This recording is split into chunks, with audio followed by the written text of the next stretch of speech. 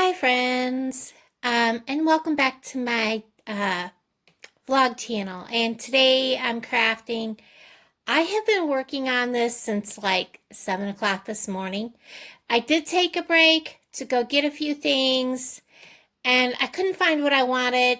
Tried to find something else, couldn't find it either. I ended up using something else. In case you can't figure out what this is, it is one of these old-time bikes. You know, what they call the big wheeled bike. And I'll put it on the wall and then take a picture of it. I'll tell you, it took so long to make this, guys, and figuring out all the ins and outs and details and how to do things that because I wanted it all done with wire, because I kind of wanted that, like, what's the word I want? Not boho, but, I can't think of the word I'm trying to say, but you know what I mean. I wanted it to be all metal, except for the flower, of course. So, it took a lot. It took a lot, and it took an entire one of these little single-use, what do you call that? Super glue. Because super glue works really good on metal. So, anyways, this was a lot harder than I envisioned it to turn out to be. A lot harder, guys. So, I'm not going to make a second one. Not today. I may sit down when I have a little more time and actually do a video. But because it took me so long to figure out how to do one, and I don't know if, because everybody wants a DIY project that is simple, easy, one and done, kind of a DIY project. They don't want a DIY project that's going to take forever. Like the coffee filter roses. One rose, once you have everything dyed and everything ready, one rose can still take you half an hour to put it together. No joke, one rose, half an hour. So if you think my video to do it was long-winded, guys, no kidding, one rose, half an hour. So that's kind of where we're at with this. This is a wire that's twisted to make the little petal, and to come out, and to bend wire that's twisted back a couple of times to make the thick petal. The same with the handlebar here. I had to look up how a handlebar looks on these, get the wire right, and get it all on here. The seat, about where it rides on the bike, I don't really have it perfect, but it don't have to be. And how this is all put together. Yeah, there's a lot more spokes, but I'm doing this with the, like wagon wheel kind of wreath, and one of these small little wreath forms, and I've cut the outside one off and just using the two inner wreaths wires. So anyhow, that's how it looks. I'll hang it up on the door.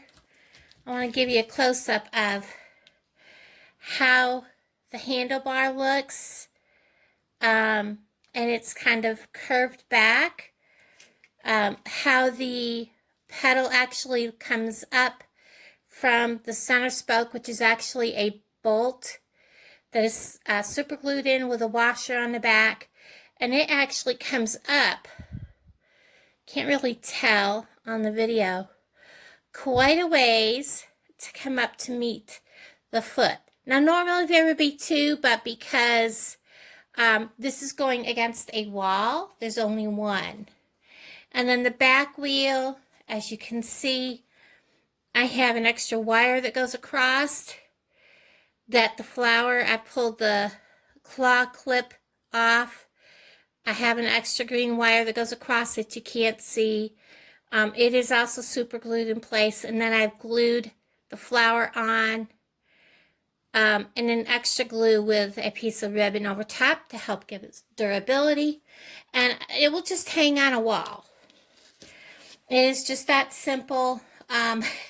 Looks simple, but by gosh, it sure wasn't, guys. So I'll insert a picture of it hanging on the wall right about here. And then I'm going to go ahead and get this off the table, and I will go ahead and we will have, I'm going to start building my, I believe I'm going to go ahead and start building my haunted house. Funny thing, I spent an hour and a half at my storage unit today looking for my Halloween decorations I thought I put in the storage unit, and guess what? They're not there. Part of them are, but not all of them. Not the ones I wanted.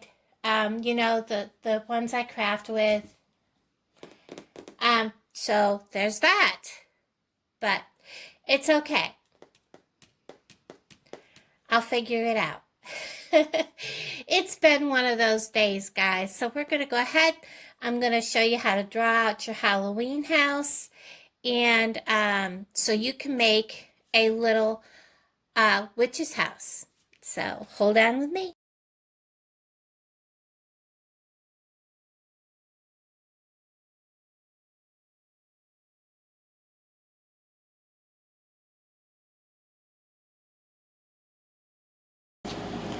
Alright, so the main part of the witch's house is pretty simple. Whatever you draw on one side, if you don't can't get it equal on both sides, whichever side you like, you can just fold the paper over and use that as your template. So the bottom part of my witch's house is going to be broader than my upper part. So I'm going to do this in like 2 parts. So I kind of want my witch's house to come in on a curve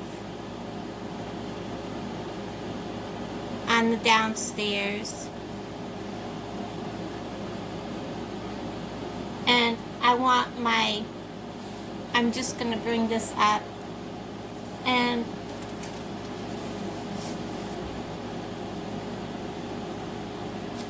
I'm going to use this pink line as my guide on my other paper, just as a for instance. And I want this to come up to about here.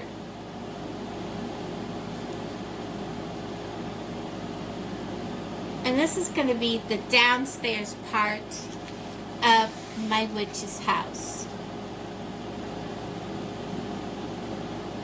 So I'm going to take this line all the way across, kind of like this.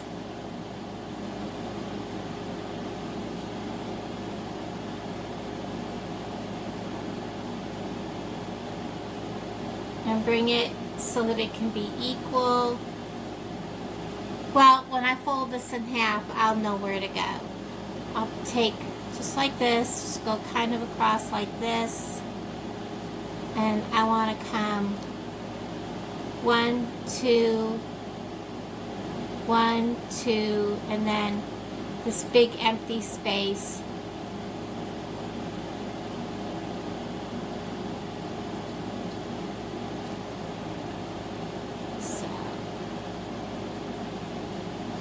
And this isn't exactly straight across.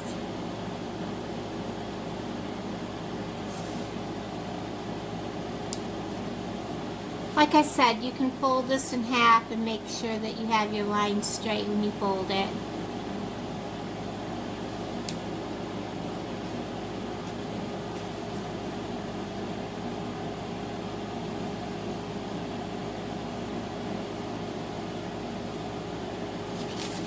Because when you do this and fold your paper in half,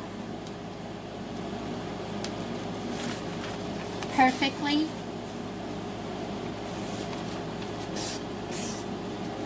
And you trace out the side that you want, you'll have exactly what you want. Let's get this exact. Because this is the side that I want. And I'll mark it this. And I'll mark this. This way, when I go to cut this, I'll know which half is the half that I want to keep. If I can get this apart. My paper doesn't want to peel.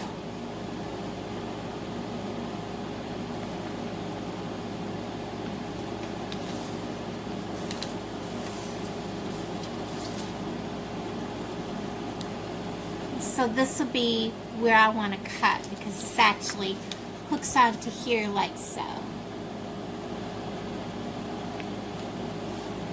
And when I go to cut this out on the cardboard or trace it, I'm going to trace this, because this will all be cut out to this line, and when I open it, it will be equal on both sides.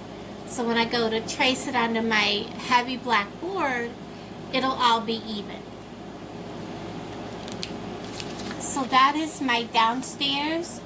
I'll do the windows later. Now my upstairs, I want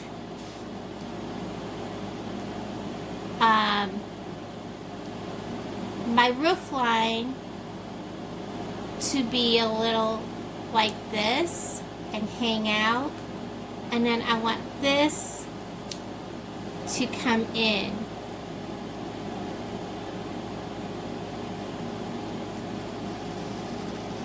I really like the curve of this one better. And this is going to be my upstairs. So when I fold this in half, this is the curve that I'm going to use. This side here.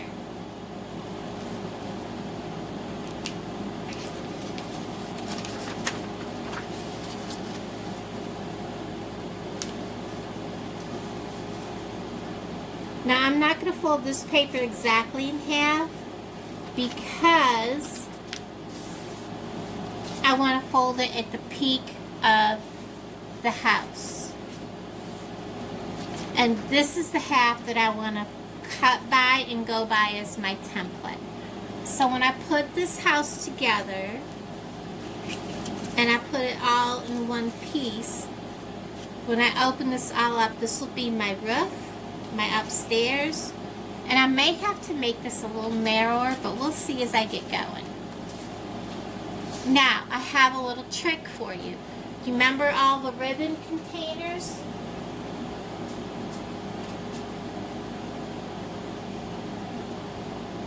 I want a tower next to my house. This is what the ribbon come on that I used for my wreath. I have 6 or 7 of these. I'm going to take a couple of these, and there will be a tower, probably that's going to come up so that when you look at the side of the house from the front, when you look at it, it's going to come up, and there's going to be 2 of these stacked on top of each other. And I will make like a witch's top hat, kind of a roof on the top of this. So this is going to get painted black to go with this. It's going to look like brick when I'm done. It's going to be awesome. So hang out with me, guys. We're going to go ahead and trim this. And I laid my scissors down. I'm always laying them down and then wonder what I did with them. Alright. So I'm going to go ahead and I'm going to trim this.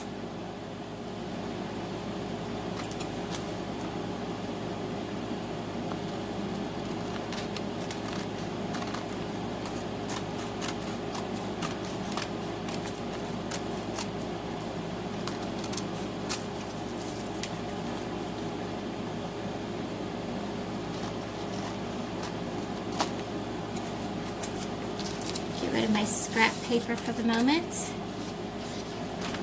This is the roof line that I want.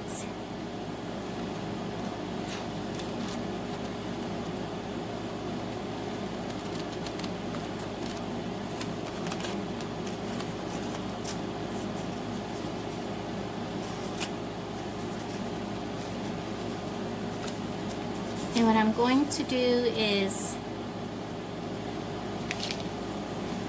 tear all this off so I have a clean edge to work with. I'm going to bring this clean edge up and use this kind of as my guide.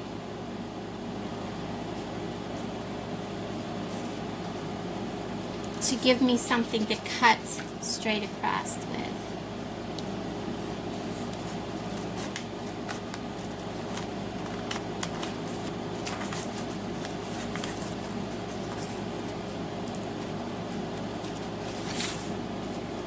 And that gives me a straight edge across there. And I'm going to trim this down. So this paper doesn't get in my way. I'm going to go like that. So when I open this, this is the upper portion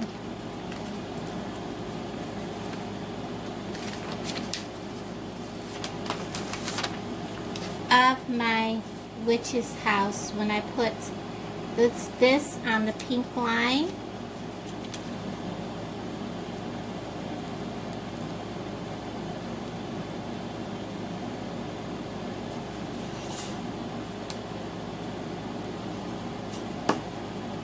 Doesn't want to stay put.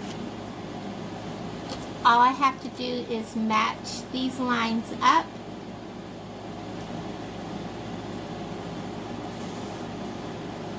And I may have to come up just a hair, just like that, and I will take and tape these down in a little bit, but there's that piece. Now let's work on the top story of my house.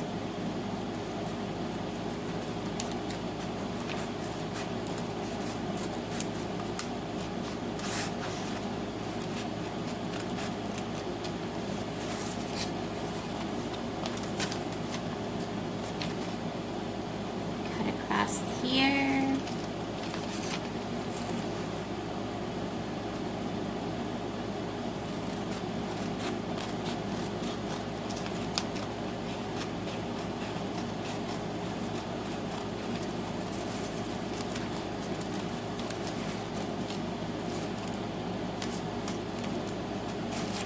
There we go. And this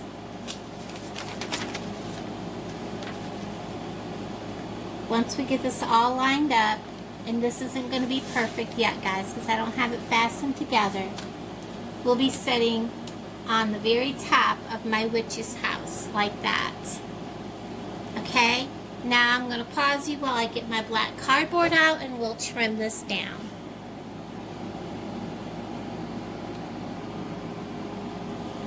Okay guys, I have this yellow gel pen. I am going to trace out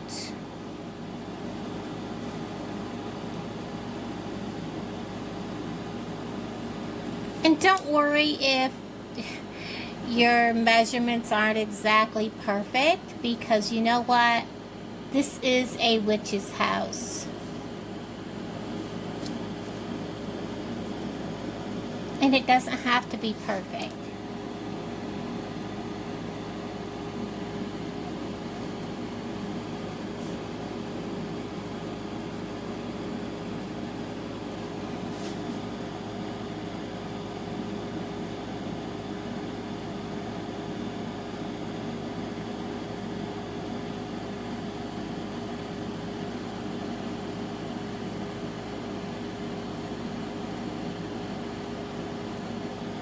There's that,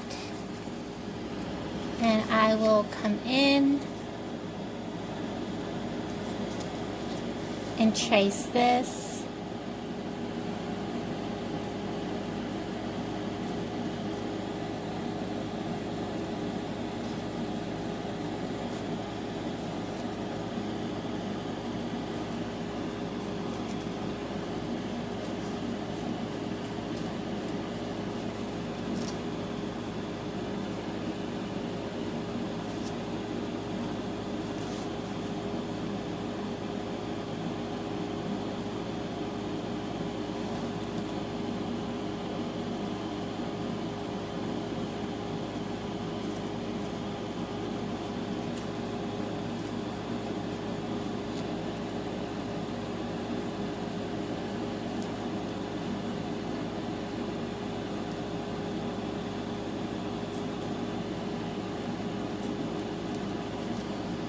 Alright, I'm going to stop there and trace these out with an X-Acto knife. Okay, everybody, I'm back. My phone died on me while I was filming, so I didn't get to finish everything last night. And when I realized it was dead, I was already beyond a section. So I'm going to show you what I had done, because I didn't realize my phone had stopped. What I'd done was I traced out one and of each of these, and then I went back and I used what I traced out to cut out the second. So you want two of each because you want one for the front, one for the back. You can do just a one-sided house, but if your house is going to set where people may see both sides or something like that, you may want a front and a back. I'm doing a front and a back, but I'm also leaving a big hole in where the back piece will be to insert lights and that sort of thing. And the same with the top half of this. We'll also have, on the back piece, we'll have an opening big enough for lights to be able to go in, for me to put like a little tea light candle, the battery powered one in, or something like that. Or be able to get light string, you know, part of it up in the top part and part in the bottom part. So that's kind of my plan with this. I also took, and now I don't see it laying here,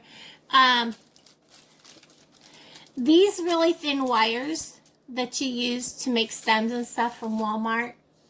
When you have something curved and you want to measure this space, all I did was I put one end of my wire here, curved it around this, and then bent it so that it fit that curve, and then bent at the end. So I knew how long this piece that had to go here on this side of the house was going to be.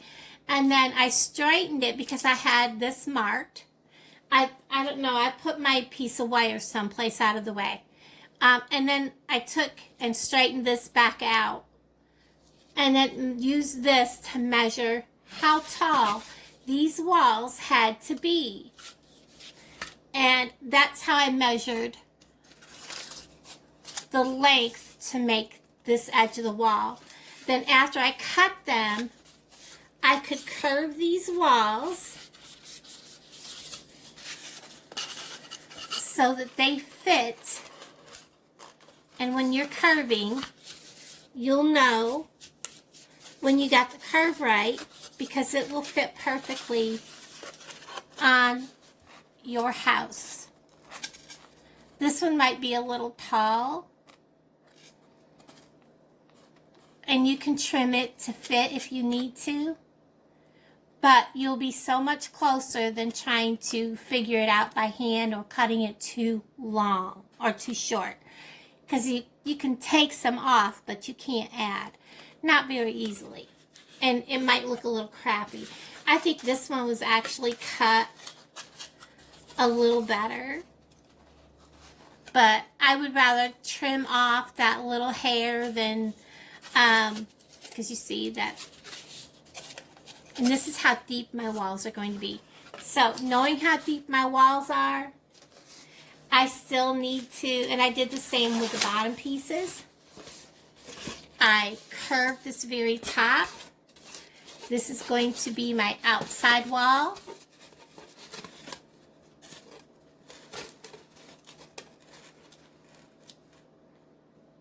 Like that. And the only thing that I still need to do, and that will be done with popsicle sticks, are going to be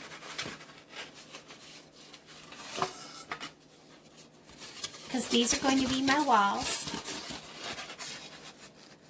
on the bottom. I'm going to use popsicle sticks for my roof on both pieces.